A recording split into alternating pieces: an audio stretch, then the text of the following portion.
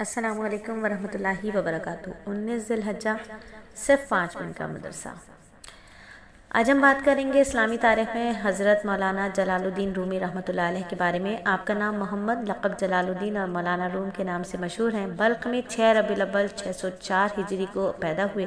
آپ کے والد شیخ محمد بہاؤالدین اپنے زمانے کے بہت بڑے عالم اور مشہور بزرگ تھے۔ ابتدائی تعلیم اپنے والد سے حاصل کی۔ بادشاہ وقت کے کسی بات سے ناراض ہو کر وہاں سے شیخ بہاؤالدین اپنے بیٹے جلال الدین کو لے کر کونیا چلے گئے۔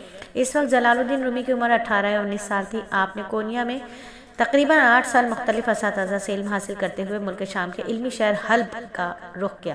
مدرسہ حلاویہ میں رہ کر شیخ عمر بن احمد اور بعض دوسرے مدارس کے ماہر و ممتاز علماء کی خدمت میں رہ کر تمام علوم میں مکمل مہارت حاصل کی۔ اس وقت مولانا جلال الدین کی عمر 40 سال ہو چکی تھی جب ان کے والد محترم کی وفات پر سید برہان الدین ترمذی نے ان کی تعزیت کے لیے تشریف لائے تو ان کا امتحان لے کر فرمایا کہ بس اب علم باطن رہ گیا ہے، تمہارے والد کی یہ امانت اب میں تمہارے حوالے کرنا چاہتا ہوں۔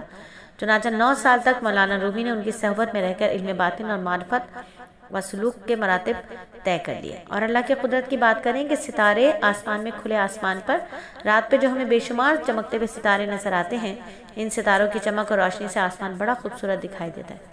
خود اللہ تعالیٰ فرماتا ہے، ہم نے آسمان میں دنیا کو روشن چراغوں سے زینت فرمائی ہے۔ یہ کتنی عجیب بات ہے کہ ہزاروں سالوں سے کروڑوں ستارے آسمان پر ایسے جگمگا رہے ہیں لیکن کبھی روشنی ختم نہیں ہوتی۔ لوگ ان ستاروں کے ذریعے راستہ اور منزل کی سمت معلوم کر لیتے ہیں۔ آج کے ترقی یافتہ زمانے میں بھی رات میں جہاز کے کپتان ستاروں کی مدد سے رخ معلوم کرتے ہیں۔ ان ستاروں کا برابر چمکنا، وقت پر نکلنا اللہ کی قدرت کی ایک عظیم نشانی۔ اور ایک فرض کے بارے میں تقدیر پر ایمان لانا، نبی صلی اللہ علیہ وآلہ وسلم نے فرمایا، ہر چیز تقدیر سے ہے، یہاں تک کہ آدمی کا ناکارہ اور ناقابل ہونا اور قابل اور ہوشیار ہونا بھی تقدیر سے ہے۔ تقدیر کہتے ہیں دنیا میں جو کچھ بھی ہو رہا ہے، اچھا یا برا، سب کچھ اللہ کے حکم اور اس کی رضا سے ہو رہا ہے جس کو اللہ تعالیٰ پہلے سے طے کر چکا ہے۔ ہمارے اوپر اس کا یقین رکھنا اور ایمان لانا فرض ہے۔ اور ایک سنت کے بارے میں، خوشبو کو رد نہیں کرنا چاہیے۔ جب کوئی خوشبو کا ہدیہ دیا جاتا تو آپ صلی اللہ علیہ وآلہ وسلم اس کو رد نہیں فرما دیتے، تو اس لیے ہمیں آپس میں ایک دوسرے کو خوشبو دیتے رہنا چاہیے۔ اور ایک بہت ہی اہم عمل کی فضیلت کے نبی صلی اللہ علیہ وآلہ وسلم نے فرمایا، جب کسی حاجی سے ملاقات ہو تو اس کو سلام کرو، اس سے مصافحہ کرو، اس کے گھر میں داخل ہونے سے پہلے اپنے لیے دعائیں مغفرت کی درخواست کرو کیونکہ وہ اپنے گناہوں سے پاک و صاف ہو کر آیا ہے۔ اور جب حاجی سے ملاقات کی بات ہو تو یاد دلاتے چلیں، اللہ کے مہمان کے حلقے میں اس مرتبہ ہم آپ کو جو بات بتائیں گے وہ ہے حج سے آنے کے بعد دعوت کا اہتمام کرنا۔ پورے خاندان کو جمع کر کے جو دعوت کی جاتی ہے یا ہدیات لیے جاتے ہیں اور تحفے دیے جاتے ہیں، اس کے بارے میں شریعت کیا کہتی ہے، اس کے بارے میں انشاءاللہ ہم بات کریں گے اللہ کے مہمان کے حلقے میں۔ اور ایک گناہ کے بارے میں نبی صلی اللہ علیہ وآلہ وسلم نے فرمایا، جو شخص کسی مسلمان کو قتل کرنے میں مدد کرے اگرچہ ایک لفظ بول کر ہی، تو وہ قیامت کے دن اس حالت میں آئے گا کہ اس کی پیشانی پر لکھا ہوگا یہ شخص اللہ کی رحمت سے محروم ہے۔ اور دنیا کے بارے میں میرے نبی نے فرمایا، موت کا ذکر دنیا سے بے رغبت کرنے اور آخرت کی طلب کرنے کے لیے کافی ہے۔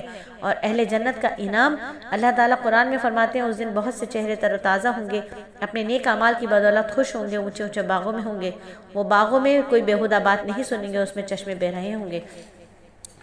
اور اب یاد دلاتے چلیں کہ جب ہم وضو کریں اور چہرہ دھوئیں تو اللہ سے ضرور دعا کریں کہ اللہ اس چہرے کو اس دن سیاہ ہونے سے بچائیے گا جب بہت سے چہرے گرد و غبار میں اٹے ہوں گے، تھکے ہوں گے، زرد ہوں گے۔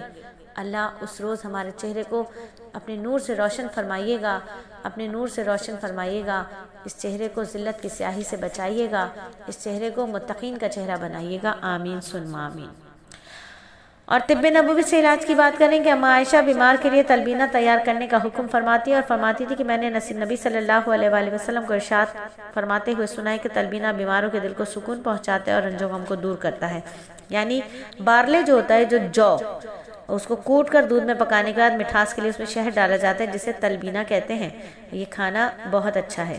اور قرآن نصیحت کرتا ہے، اے ایمان والو اللہ سے ڈرتے رہو۔ ہر شخص کو اس بات پر غور کرنا چاہیے کہ اس نے کل یعنی آخرت کے لیے آگے کیا بھیجا، اور اللہ سے ڈرتے رہو، اللہ تعالیٰ کو تمہارے سب اعمال کی خبر ہے۔ الحمدللہ 5 منٹ کا مدرسہ صرف اور صرف 4 منٹ 40 سیکنڈ میں مکمل ہوا۔